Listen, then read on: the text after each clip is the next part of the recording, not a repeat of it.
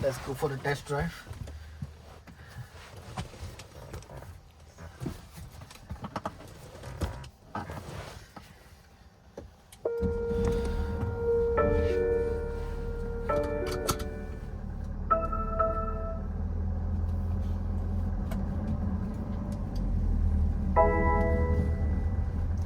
It's running.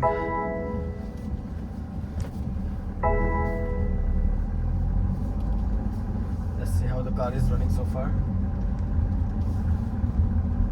There are a couple of other issues in the car, but which are not that major. One of them is like parking sensor issue, but it's not that of a big deal. Other thing, a couple of other sensor issues as well, but we'll go with the time. But for now, the main was performance, and let's see how the performance is.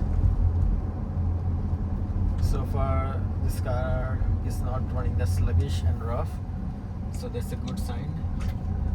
Our diagnosis was accurate, I would say, and